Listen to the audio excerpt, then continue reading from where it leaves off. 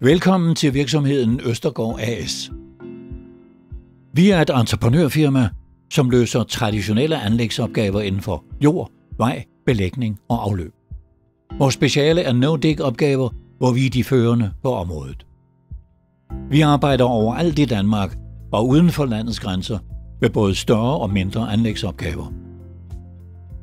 Det gør vi i hovedentreprise, underentreprise, rammeaftale eller i partnering. Vi har stor erfaring i løsning af komplicerede no-dig-opgaver. I denne film vil vi præsentere styret boring, som med fordel kan anvendes ved anlægning af eksempelvis kabler, rør og ledninger. Metoden forstyrrer omgivelserne mindre end traditionel opgravning. Med styret boring kan vi fremføre ledninger i dimensioner fra 32 mm til 1200 mm over afstande på helt op til 1500 meter uden opgravning. På den måde belastes miljø og omgivelser så lidt som muligt. Teknologien gør, at vi kan ændre tracé og dybde under boreforløbet. Styret boring er således perfekt ved nyanlæg af rørføring under eksisterende veje, jernbaner, beplantede arealer og endda under søer, vandløb og fjorde. Vi har været underleverandør på et projekt for Vordingborg Forsyning med etablering af 2 nye fjernvarmeledninger under Masnedsund. Rørene var på hver 420 meter og skulle trækkes 10 meter under havbunden. De havde en diameter på 800 mm og blev trukket af vores borerig, som har en trækkraft på 150 tons. Boreriggen er den største i Danmark og kan bore op til 1500 meter. Vores erfarne medarbejdere planlægger vores opgaver grundigt. Vi udfører altid forundersøgelser, så vi kan vælge den rigtige metode til opgaven. De geotekniske forhold under havbunden ved Masnedsund blev undersøgt allerede i projekteringsfasen. Geoteknikken var vigtig at kende i forhold til økonomi og tilbudsgivning i projektet. Undersøgelserne viste, at vi skulle forvente hård moræneler med forekomst af flintblokke. Derfor valgte vi en boremetode, som er beregnet til at bore i klippeformationer. Vi anvender et gyrosystem til at bestemme fremboringens placering. Vores gyro har en præcision på plus minus 0,5 meter over en afstand på 1000 meter. Det aktuelle projekt krævede stor nøjagtighed både til placering og kurve, så styringssystemet med gyro var et naturligt valg.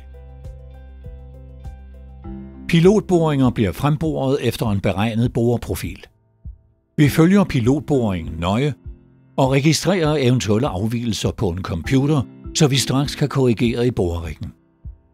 Pilotboringen med Masnedsund blev udført med MOD-motor, som kunne bore i klipper og dermed gennem de forventede forekomster af flintblokke.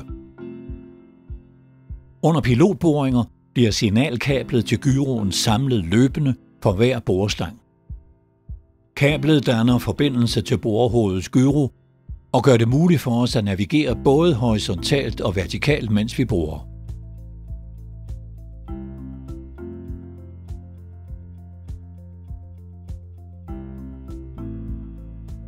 Under fremboring spuler vi også bentonit gennem borerørene for at skabe plads til borehovedet. Bentonit er en blanding af ler og vand, som bærer det overskydende jord ud fra borehullet. Når pilotboringen er fremme på den anden side, forrimer vi hullet i forskellige størrelser for at fjerne overskudsjorden. I dette projekt blev det rimet i dimensionerne 600 mm, 850 mm og 1050 mm for at skabe plads til fjernvarmerøret. Bentonittens blandingsforhold overvåges konstant af vores boremudderekspert, som altid er tilknyttet de boringer, der kræver særlig ekspertise. Samtidig med boringen, og mens vi rimede, blev fjernvarmerøret klargjort. Det blev placeret i et PE-rør, der fungerede som beskyttelsesrør under itrækningen. Det gav samtidig den fordel, at hvis der på et tidspunkt sker en lækage på fjernvarmerøret, så kan det trækkes ud af beskyttelsesrøret. Dagen før trækningen blev den store rimer monteret igen. Denne gang for at trække fjernvarmerøret under Masnedsund. Imens blev det 420 meter lange rør ført frem til hullet. Røret blev lagt på ruller og trukket frem til stedet, hvor det skulle kobles sammen med den store rimer. Om morgenen kl. 07.30 påbegyndte vi itrækningen af det første fjernvarmerør under Masnedsund. Under itrækningen pumpede vi 1.200 liter boremudder i minuttet gennem rimeren for at gøre plads til fjernvarmerøret. Boremudderet transporterede både jordpartikler væk og nedsatte friktionen under itrækningen af røret. Efterhånden som røret blev trukket under sundet, afmonterede vi de 9,6 meter lange borestænger.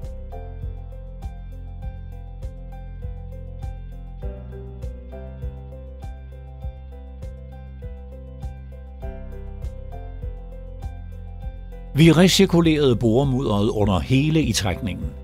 Det gav en stor miljømæssig gevinst, frem for at deponere de mange kubikmeter.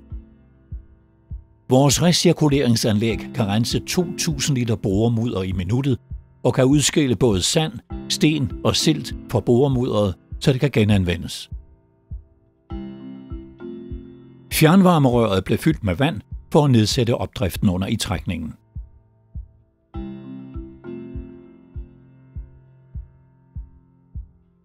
Efter 12 timers trækning kom røret i land. Boreriggen trak med 62 tons for at få det 420 meter lange fjernvarmerør igennem, 10 meter under havbunden.